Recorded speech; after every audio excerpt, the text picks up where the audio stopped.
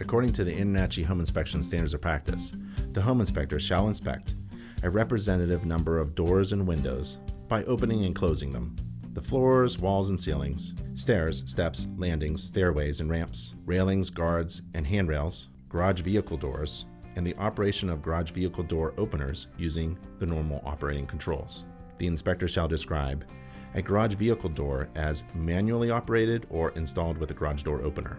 The inspector shall report as in need of correction, and proper spacing between intermediate balusters, spindles, and rails for steps, stairways, guards, and railings, photoelectric safety sensors that didn't operate properly, and any window that was obviously fogged or displayed with other evidence of broken seals.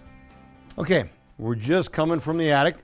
So 310 is the interior of the house.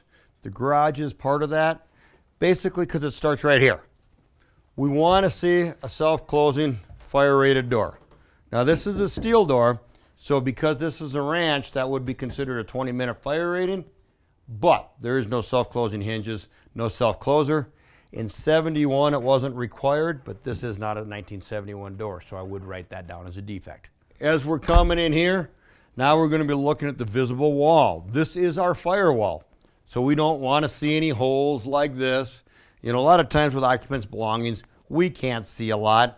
I'm not going to open all these and check them. I mean, we can't see anything anyway. But, so we're not taped.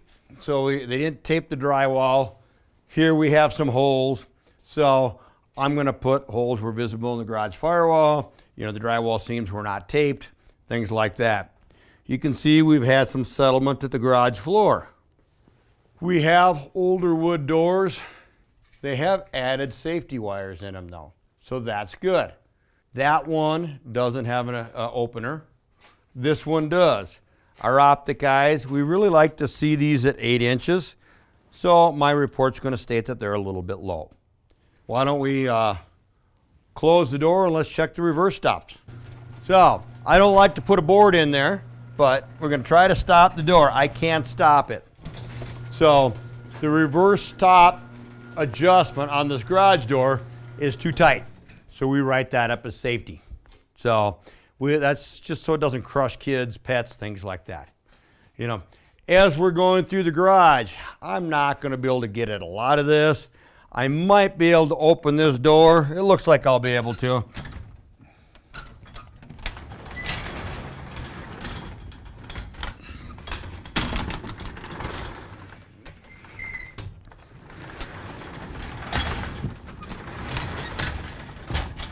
I'd note, so we have cracks in the control joints. Like I say, I think this side's about what it used to be, and I think this side is settled a couple inches, what it looks like to me. A lot of stuff in the way. Up here, very typical for a garage. It looks like probably had some homeowners electrical. They haven't done the J-box covers. If we can get at the outlets, we want to check for GFCI protection. I'm not sure how many outlets there are here, but there's a good chance we're going to miss some, so my report's going to say a few outlets were not accessible to the occupant's belongings. Back here, there's a compressor. We have some exposed wiring, so I'm going to note the exposed wiring along with it. And then most trusses are not designed for storage. So I'm going to note occupant's belongings, or it's the occupant was storing belongings in the attic, because this is really hard on these older trusses. So these gussets can loosen up.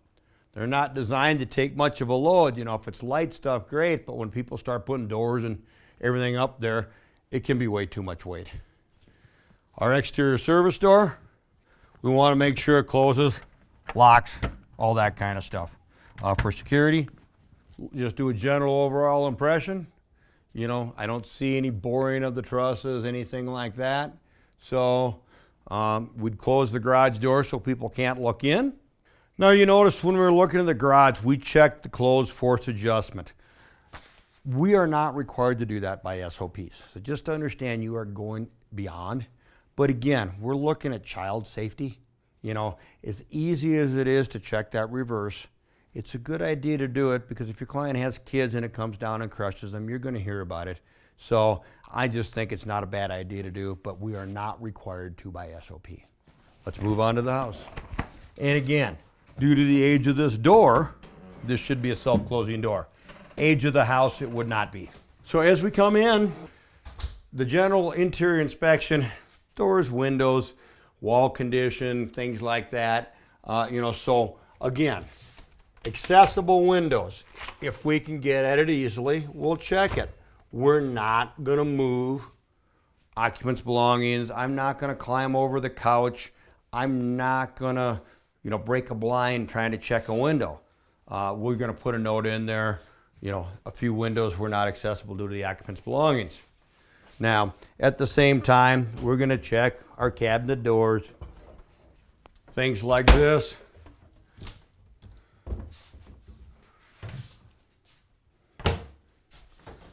And we are just required to do a representative number, but it's so quick to do, it doesn't make sense not to do them all. Now, this window here, because it's a slider, I can easily do it.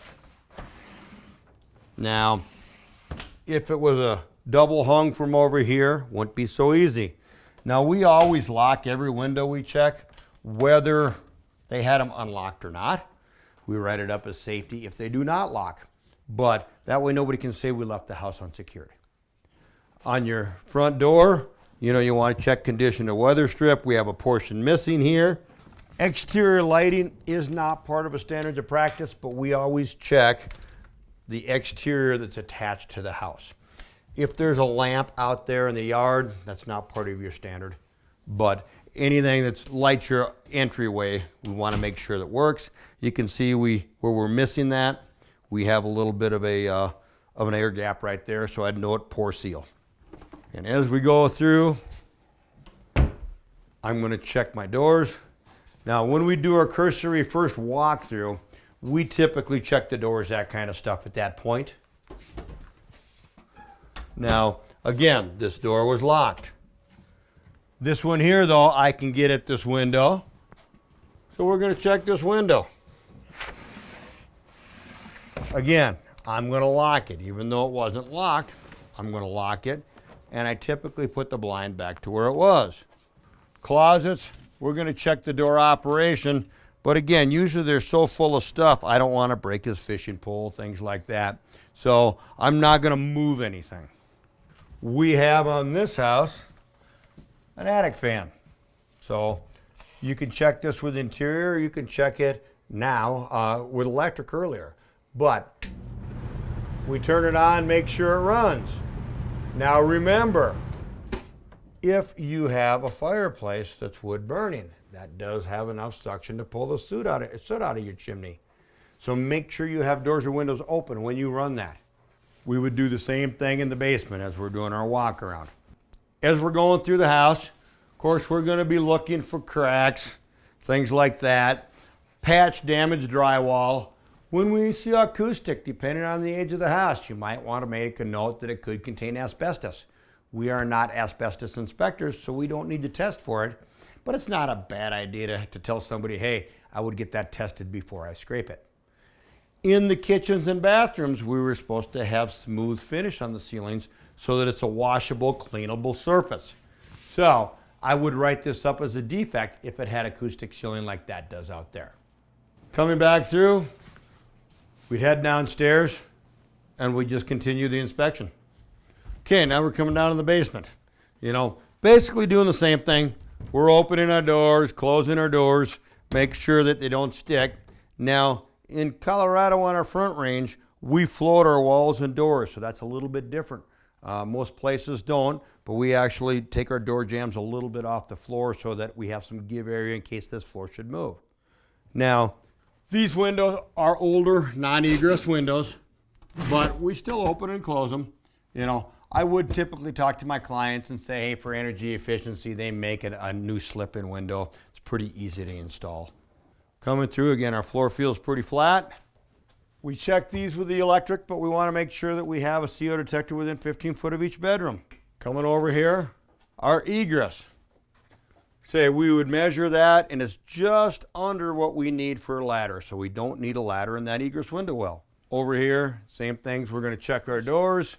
In the basement, we typically don't have a lot of windows, But, you know, make sure our doors close nice and evenly. Make sure our closet doors open and close, all that kind of stuff. And again, looking for cracking. You know, do I see bad patch jobs? Do I see cracks in the drywall? You know, this house is pretty stable. I haven't seen a single crack in the ceilings, single crack in the drywall. Now, of course, a lot of it looks like it's been redone in the last couple of years. But, you know, if we had movement going on, typically we'd see it.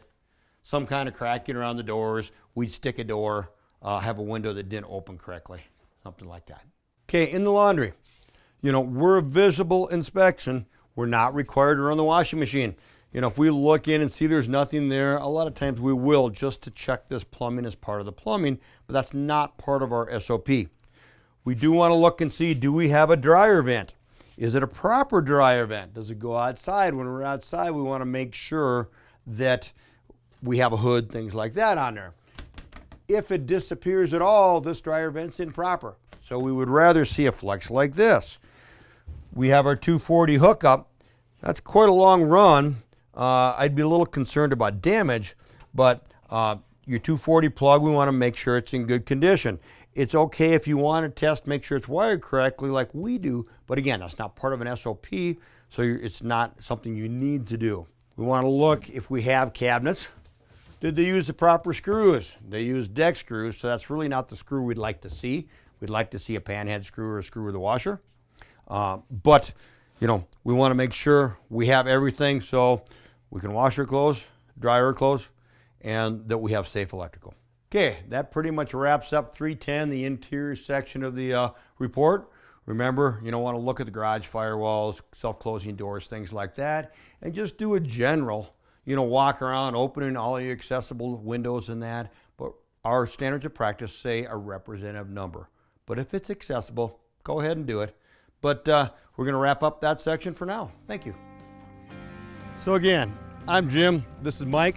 We just finished inspecting this 1971 ranch. I hope you paid attention and learned something. We hope to come back for our next videos. Thank you.